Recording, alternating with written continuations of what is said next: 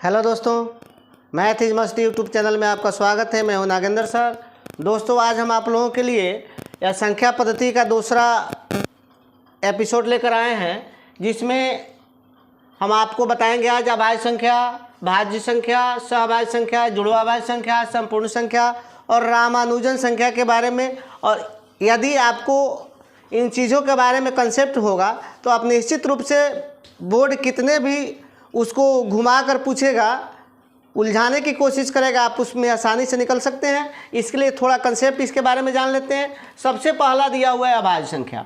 तो अभाज्य संख्या के बारे में यदि आप जानते हैं तो भी ठीक है, नहीं जानते हैं तो जान लीजिए कि अभाज्य संख्या वैसी संख्या है जो या तो एक से विभाजित होती है या स्वयं उसी संख्या से विभाजित होती है।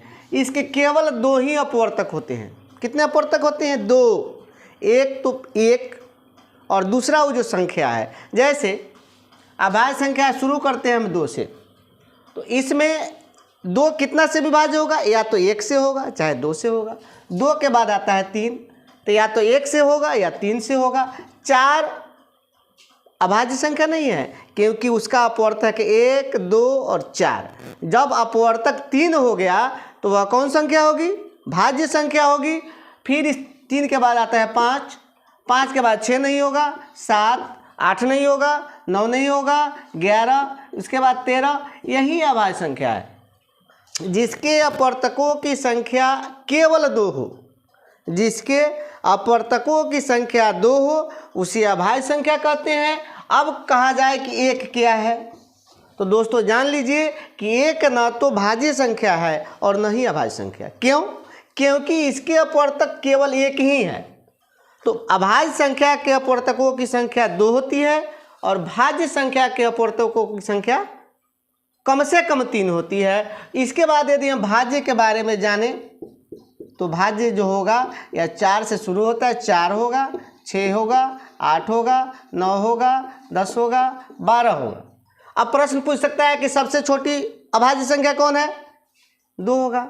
सबसे छोटी विषम अभाज्य संख्या कौन है? तीन होगा। इस प्रकार पूछ सकता है कि सबसे छोटी भाज्य संख्या कौन है? तो चार होगा। सबसे छोटी विषम भाज्य संख्या कौन है? जो विषम भी है और भाज्य भी है, कौन होगा? 9 होगा। इस प्रकार से प्रश्न पूछ सकता है। चलिए आगे हम चलते हैं। अगला दिया है सहअभाज्य संख्या और जुड़वा अभाज्य संख्या। दोनों में थोड़ा सा का फर्क होता है। क्या फर्क होता है? आइए हम जानते हैं। देखिए, सहअभाज्य संख्या का मतलब होता है कि वैसी संख्याएं जिनका मौसा एक हो, जैसे 2, 3, 2 और 3। 2, 3 का मौसा निकालेंगे, कितना होगा? एक होगा, तो यह सहअभाज्य संख्या हो गया। 3, 4 इसका भी मौसा होता है एक, यह भी सहअभाज्य संख्या हो गया। 4, 5 यह भी हो गया। जिन संख्याओं के जोड़े का माने वैसा युग्म जिनका मौसा एक होता है। मौसा कितना होता है? एक।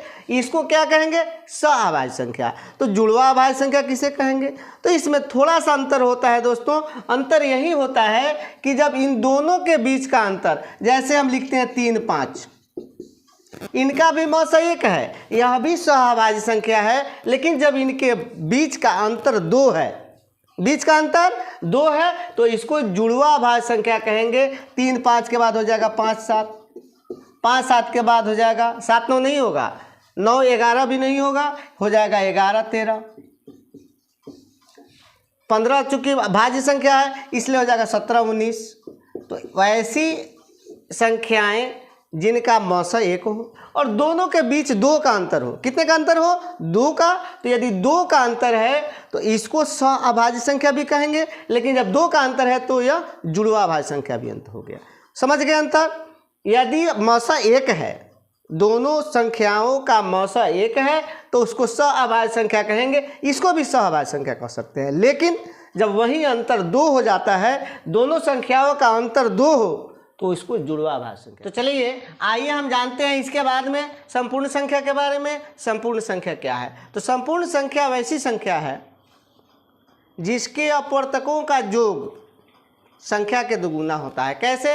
एक संख्या है 6, 6 का जब हम अपर्तक लिखते हैं 1 2 3 और 6, इसको जोड़ेंगे 1 का 2 कितना हो गया 3 और 3 6 और 6 कितना हो गया 12, 6 का दुगुना होता है 12।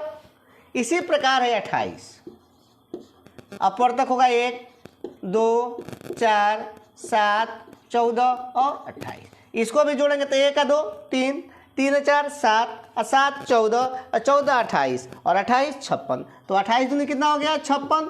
तो 1 से 100 के बीच, जान लीजिए, दिमाग में गांठ मान लीजिएगा इसको, कि 1 से 100 के बीच केवल 2 ही ऐसी संख्या है, पहला है 6 और दूसरा है 28, जिसको संपूर्ण संख्या कहते हैं। क्यों कहते हैं? कि इसके सभी अपर्तकों का योग जो होता है वह संख्या का दुगुना होता है। 6 के सभी अपर्तक को जोड़ेंगे 12 होगा और 6 दूनी 12। इसी प्रकार 28 के सभी अपर्तकों का योग कितना होगा 56 और 28 दूनी 56 होता है। इसलिए 1 से 100 के बीच केवल 2 ही संपूर्ण संख्या है। परीक्षा में पूछा जा सकता है, 4 ऑप्शन दे देगा, पूछेगा इनमें से कौन सी संख्या संपूर्ण संख्या है, तो या तो 6 या 28। चलिए आगे आते हैं एक नई संख्या के बारे में, जिसका नाम है रामानुजन संख्या। आप रामानुजन महोदय का नाम सुने होइएगा, उनको भारतीय गणित का जनक भी कहा जाता है। तो रामानुजन महोदय ने एक संख्या का खोज किया और वह संख्या है 1729। 1729 को ही रामानुजन संख्या कहा जाता है। क्यों कहा जाता है चलिए जानते हैं।